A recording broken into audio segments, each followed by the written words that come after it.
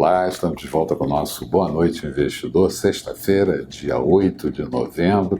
Como tal, fazemos um balanço de toda sexta-feira, como foi a semana aqui no exterior, na economia, na política. E eu lembro a vocês que existe um texto associado a esse vídeo com maior volume de dados.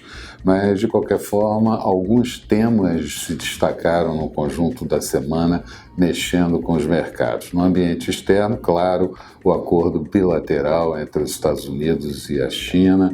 E no segmento local, as expectativas com relação ao leilão de excedentes do petróleo feito pela ANP e ainda o encaminhamento pelo governo de algumas medidas que tentam ordenar a economia como um todo.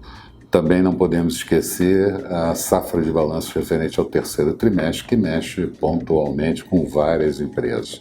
No que tange ao acordo entre os Estados Unidos e a China, a semana começou muito bem, mas terminou até um pouco mais tranquila, exceto por declarações de Trump. Logo no início do período, os chineses voltaram a pressionar os Estados Unidos para retirar a tarifação adicional sobre produtos importados.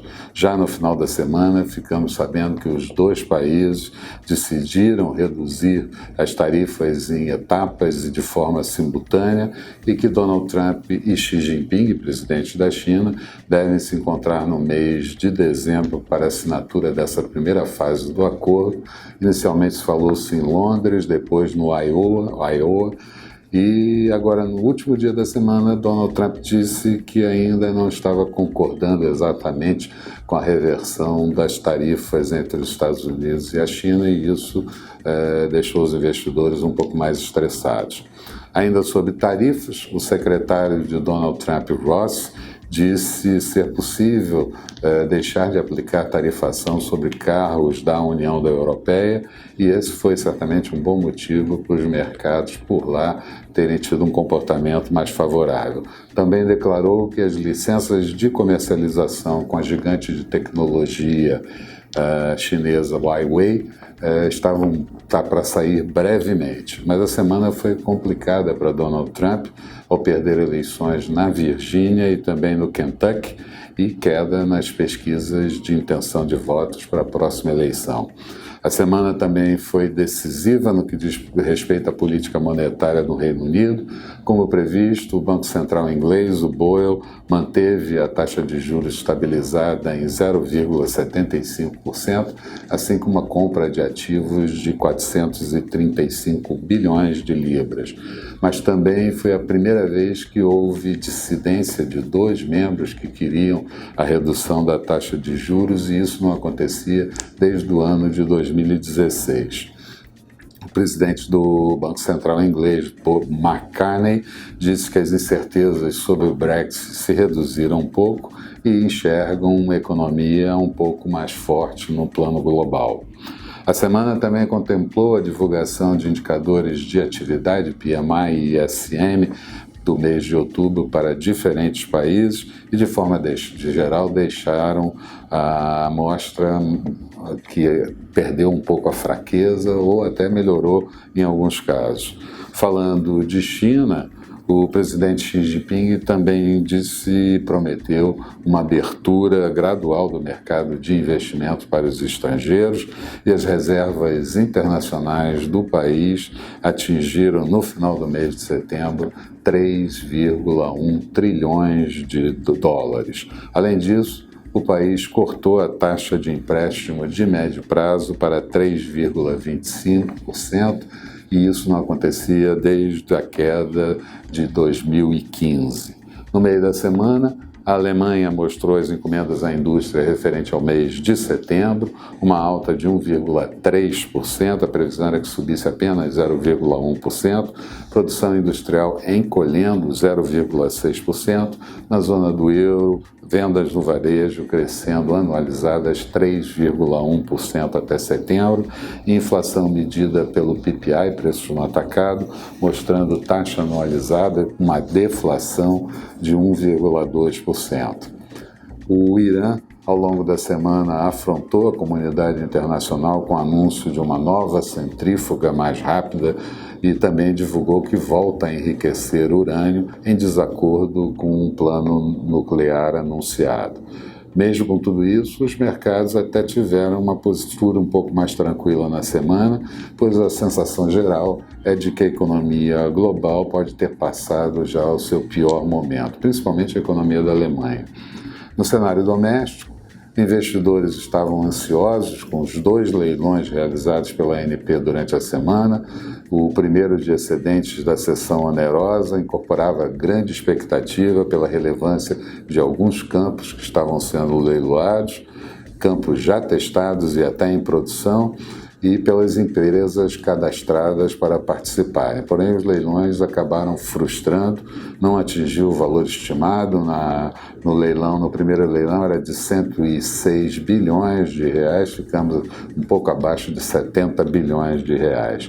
A leitura foi que é preciso rever o sistema de partilha para provavelmente o sistema de concessão, o marco regulatório do setor e dar maior segurança jurídica. Mas para a Petrobras parece ter sido bem mais positivo, já que comprou os campos que queria nos preços mínimos. Já as PECs encaminhadas, projeto de emenda constitucional, ao Congresso foram bem recebidas pela comunidade, já que vieram no sentido de ordenar a economia, resolver problemas de estados e municípios e produzir ganhos de produtividade. O foco é claramente de reduzir o déficit fiscal e nível de endividamento, mas certamente essas PECs vão gerar ainda muito ruído e as discussões devem demorar bastante tempo.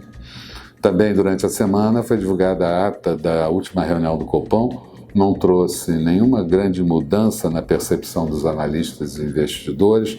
A ideia central segue sendo de uma queda da Selic em mais meio ponto percentual, fechando o ano de 2019 em 4,5%, e depois não está garantido, mas certamente existe uma boa probabilidade de, na sequência do ano de 2020, a taxa Selic cair um pouco mais.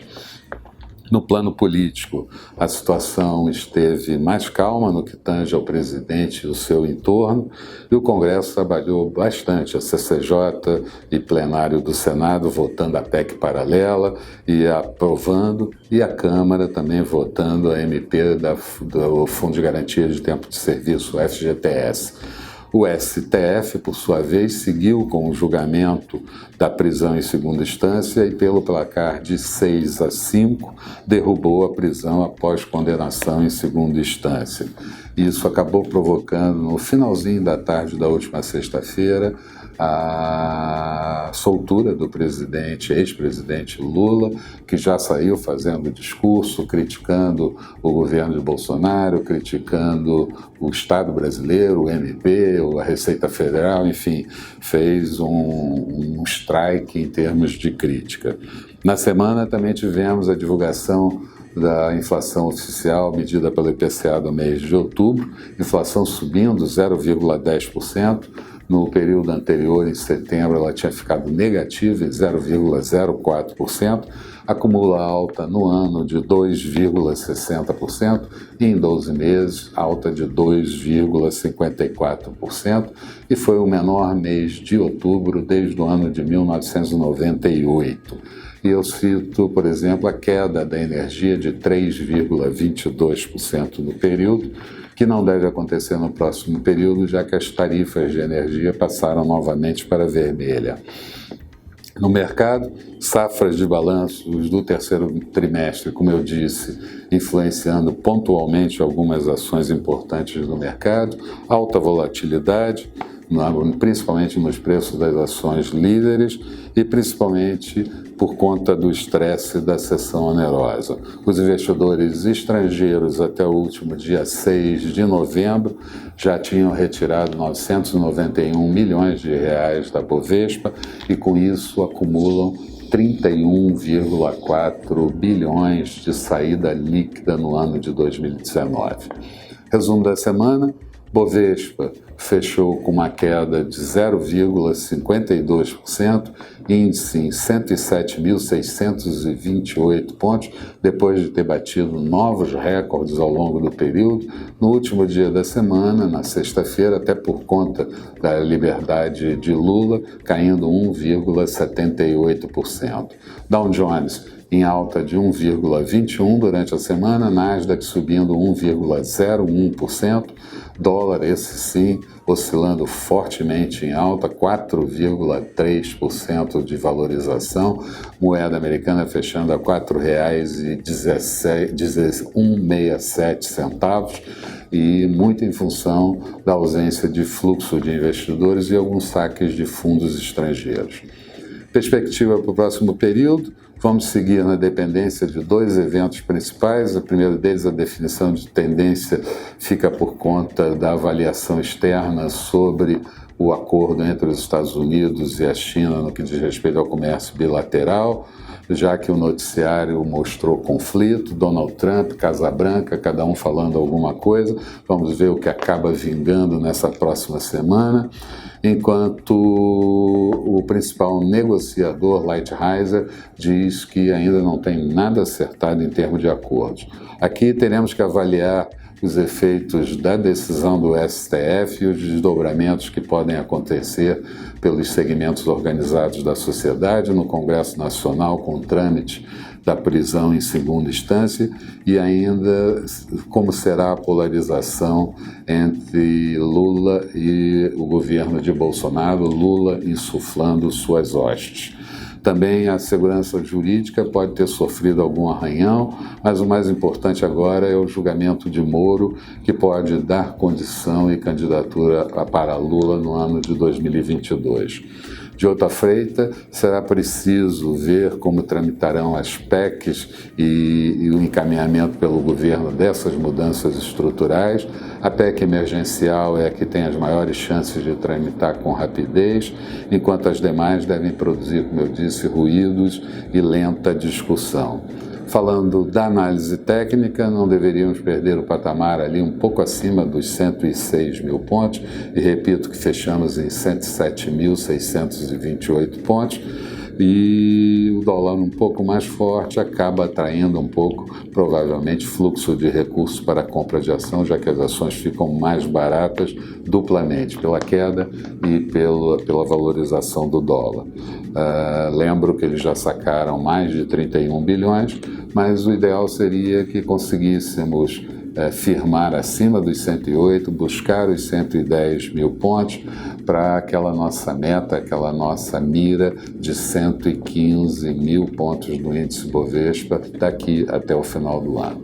Eram essas as considerações que eu gostaria de fazer. Tenham todos um bom final de semana e eu espero vocês aqui na segunda-feira com o nosso Bom Dia Investidor bem cedo. Até lá, então.